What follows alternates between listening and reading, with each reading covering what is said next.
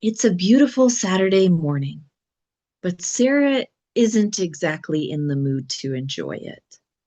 As she steps out onto her back porch, she's greeted by a sight she's been avoiding for weeks: her lawn.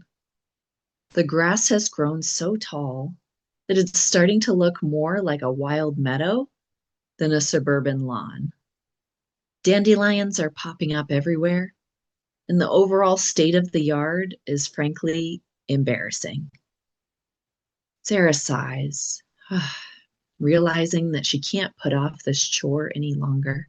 She has to deal with it today, whether she likes it or not. She heads to the lawn to retrieve her lawnmower. It's an ancient orange machine that she has inherited from the previous homeowner. It's covered in rust and looks like it belongs in a museum rather than a garden. Sarah grips the handle and prepares herself for the struggle.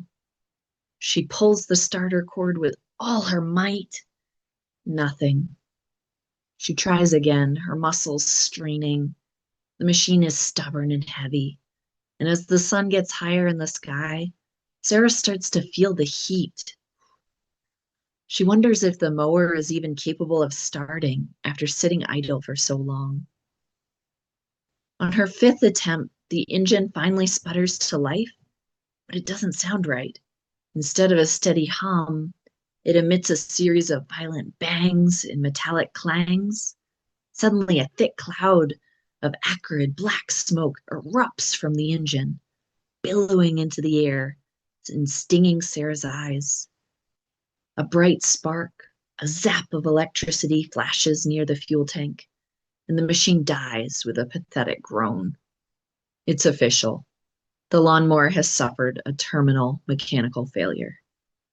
Sarah stands there engulfed in smoke, staring at the wreckage of her morning plans.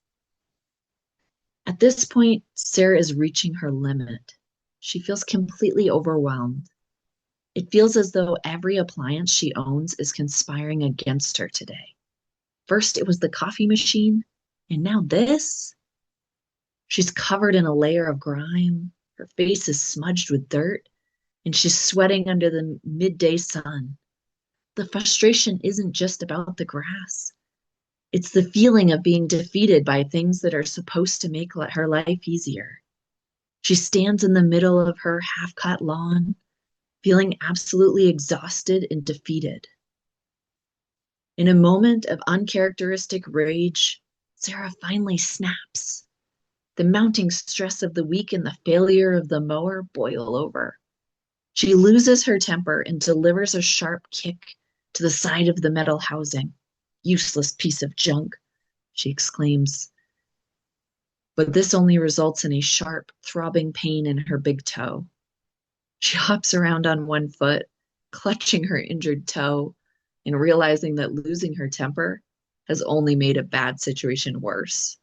Now she has a broken lawnmower and a possible toe fracture. Suddenly, a voice drifts over the fence, breaking through her misery. That looked like it hurt. It's Mark, her neighbor from the coffee incident. He's been out in his own backyard and witnessed the entire dramatic display, including the smoke and the ill-advised kick. Sarah feels a wave of embarrassment wash over her. She's messy, angry, and currently hopping on one leg. Mark leans over the wooden fence with a sympathetic but slightly amused expression.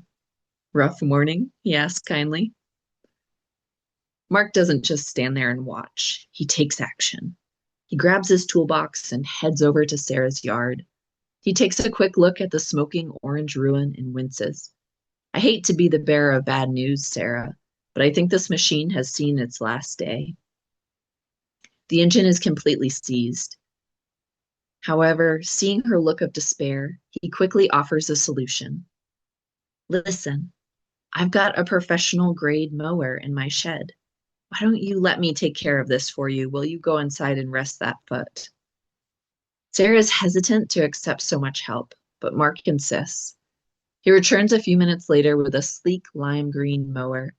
that looks like it could cut through a forest. He starts it up effortlessly, and the machine glides through the tall grass like a hot knife through butter.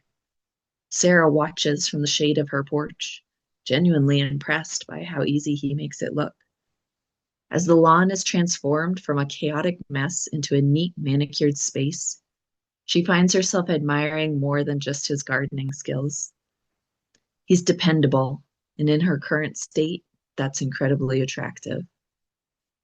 An hour later, the lawn is perfect. The air smells of freshly cut grass, and the sun is beginning to set. To show her appreciation, Sarah brings out a tray with 2 frosted glasses of homemade lemonade, complete with ice cubes clinking against the glass. They sit together on the porch steps, enjoying the cool breeze and the satisfaction of a job well done.